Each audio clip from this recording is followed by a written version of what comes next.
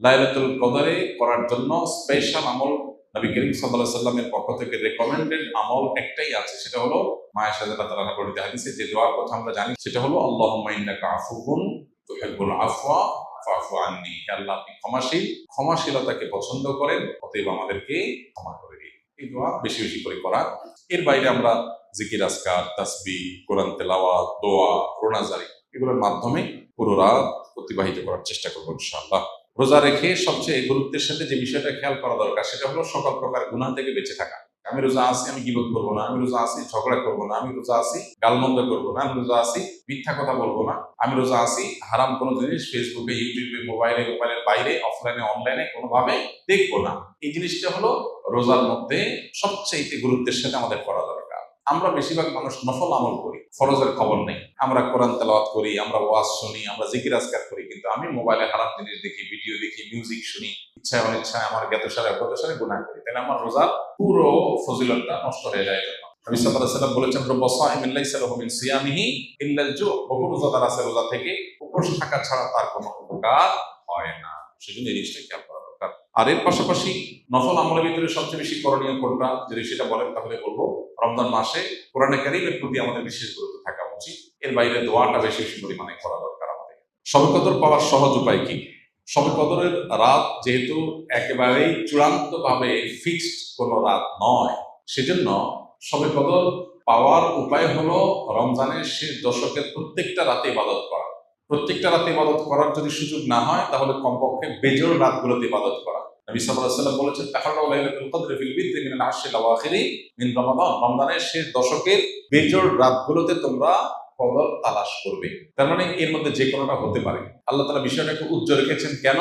হাফেজ ইবনে হাজার আসকালী রাহমাতুল্লাহ আলাইহি বিশ্ববিখ্যাত হাদিস ব্যাখ্যাতা, হাদিস বেত্তা, তিনি সহিহ বুখারীর বিখ্যাত ব্যাখ্যা গ্রন্থ ফাতুল বারীতে লিখেছেন যে আল্লাহ রাব্বুল আলামিন লাইলাতুল কদর নির্দিষ্ট একটা রাতকে ফিক্সড করে না দিয়ে, এই যে শেষ দশক আবার বেজোড় রাতগুলোর মধ্যে সম্ভাবনা বেশি, এটা করেছেন যাতে করে আমরা বেশ কয়েকটা রাত ধরে ইবাদত করতে পারি। এখন মনে হতে পারে এটা তো আমাদের কষ্ট হচ্ছে, আমাদের জন্য বোঝা হলো, ফিক্সড হলো তো আমাদের জন্য সহজ হয়ে যেত। মরার পর যখন আমলনামা হাতে পাবো তখন মনে হবে, ইস, এই লাইলাতুল কদর আল্লাহ শেষ 10 রাতের মধ্যে রেখেছে, পুরো রমজান রাখতেন তাহলে 30 রাতের ইবাদত করতে পারতাম। কারণ তখন লাভটা চোখে আসবে এবং দেখা পড়বে। এই জন্য লাইলাতুল কদরের জন্য শেষ সাথে বেশি বেশি ইবাদত করতে হবে। এটা হলো লাইলাতুল কদর পাওয়ার সহজ উপায়। আরেকটা সহজ উপায় আছে, সেটা হলো ইতিকাফ, যেটা এতক্ষণ বললাম। আপনি মসজিদে যদি ইতিকাফ করেন তাহলে লাইলাতুল কদর পাওয়াটা এমনিতেই সহজ হয়ে যাবে।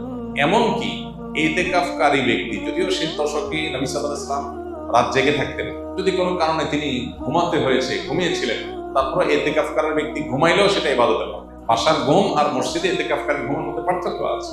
মসজিদে অবস্থানটাই ইটসেলফ একটা ইবাদত। অতএব আপনি যদি চান যে আমার লাইলাতুল কদর মিস না হোক, তাহলে তার জন্য সবচেয়ে মোক্ষম সুযোগ এবং সবচেয়ে সহজ উপায় হলো ইতিকাফ করা।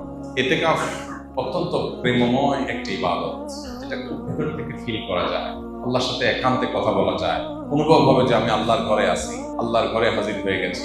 সবাই বের হয়ে যাচ্ছে, আমি বের হচ্ছি না, কারণ আল্লাহর ঘরে বন্দী, নিজেকে বন্দী করে ফেলেছি। অন্যরকম এক ফিল আসবে ইনশাআল্লাহ। শবে কদরের অন্যতম আমল হলো রাতে দাঁড়িয়ে ইবাদত করা, নামাজ পড়া। এই জন্য আমরা লাইলাতুল কদরে ইনশাআল্লাহ তৌফিক অনুযায়ী দুই রাকাত করে করে লম্বা লম্বা কেরাত, লম্বা লম্বা রুকু, লম্বা লম্বা সিজদা দিয়ে খুব মনোযোগের সাথে দীর্ঘ সময় নিয়ে আমরা নামাজ আদায় করার চেষ্টা করবো। এটাই হলো লাইলাতুল কদরের নামাজ। এর কোনো রাকাত সংখ্যা নাই যে এত রাকাত পড়তে হবে, যার যতটুকু তৌফিক হয়, 2 রাকাত, 4 রাকাত, 6 রাকাত, 8 রাকাত তারাবির পরে রাতভর আমরা সেই নামাজগুলো পড়তে থাকবো ইনশাআল্লাহ। নামাজের পাশাপাশি লাইলাতুল কদরে করার জন্য স্পেশাল আমল নবী করিম সাল্লাল্লাহু আলাইহি ওয়াসাল্লামের পক্ষ থেকে রেকমেন্ডেড আমল একটাই আছে, সেটা হলো মা আয়েশা রাদিয়াল্লাহু তাআলা বর্ণিত হাদিসে যে দোয়ার কথা আমরা জানি, সেটা হলো আল্লাহুম্মা ইন্নাকা আফুউন তুহিব্বুল আফওয়া ফাফু আন্নি। আল্লাহ, আপনি ক্ষমাশীল, ক্ষমাশীলতাকে পছন্দ করেন, অতএব আমাদেরকে ক্ষমা করে দিন। এই দোয়া বেশি বেশি করে করা। এর বাইরে আমরা জিকির, আজকার, তাসবিহ, কোরআন তেলাওয়াত, দোয়া, রোনাজারি এগুলোর মাধ্যমে পুরো রাত অতিবাহিত করার চেষ্টা করবো ইনশাআল্লাহ। নামাজের ক্ষেত্রে বিশেষ কোনো নামাজ নাই যে লাইলাতুল কদরের এরকম এত রাকাত নামাজ, প্রথম রাকাতে অমুক সূরা এতবার, অমুক সূরা এতবার, এরকম কোনো বিশেষ নিয়ম নাই। বরং অন্য যে কোনো নামাজের মতো যে কোনো সূরা দিয়ে আমরা নামাজগুলো পড়তে পারি। নামাজের ক্ষেত্রে বিশেষ কোনো নামাজ নাই যে লাইলাতুল কদরের এরকম এত রাকাত নামাজ, প্রথম রাকাতে অমুক সূরা এতবার, অমুক সূরা এতবার, এরকম কোনো বিশেষ নিয়ম নাই, বরং অন্য যে কোনো নামাজের মতো যে কোনো সূরা দিয়ে আমরা নামাজগুলো পড়তে পারি। এর বাইরে আমরা জিকির, আজকার, তাসবিহ, কোরআন তেলাওয়াত, দোয়া, রোনাজারি এগুলোর মাধ্যমে পুরো রাত অতিবাহিত করার চেষ্টা করবো ইনশাআল্লাহ। ভালো মা বাবা হওয়ার জন্য কোন বিষয়গুলো বেশি গুরুত্ব দেওয়া প্রয়োজন সংক্ষেপে যদি বলতেন। আদর্শ মা বাবা, যে মা বাবা আল্লাহর কাছে রিওয়ার্ড পাবেন তাদের এই প্যারেন্টিং এর জন্য, সেই মা বাবা হওয়ার জন্য সবচেয়ে গুরুত্বপূর্ণ বিষয় হলো কোরআন এবং হাদিস একজন মা বাবা যে করণীয়গুলো, হুকুকুল আওলাদ বা সন্তান সন্ততির যে হকগুলো বলেছে সেগুলো ভালো করে বোঝা এবং সেগুলো আমল করা। আমাদের দেশে মা বাবার অধিকার নিয়ে অনেক ওয়াজ হয়, আলোচনা হয়, সন্তানের অধিকার নিয়ে খুব বেশি ওয়াজ আলোচনা হয় না। কেন হয় না? এর একটা কারণ হলো যে মানুষ প্রকৃতিগতভাবে সন্তানের প্রতি দয়া মায়া করে।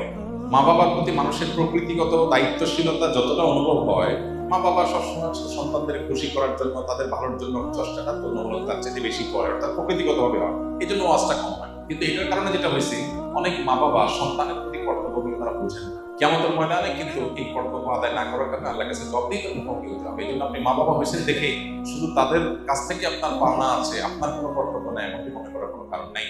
তো আদর্শ মা বাবা হওয়ার জন্য মা বাবা হিসাবে সন্তানের হকগুলো কি সেগুলো জানা গুরুত্বপূর্ণ। যেমন ফর এক্সাম্পল, সন্তান পৃথিবীতে আসারও আগে থেকে তার হক শুরু হয়ে যায়। কিভাবে?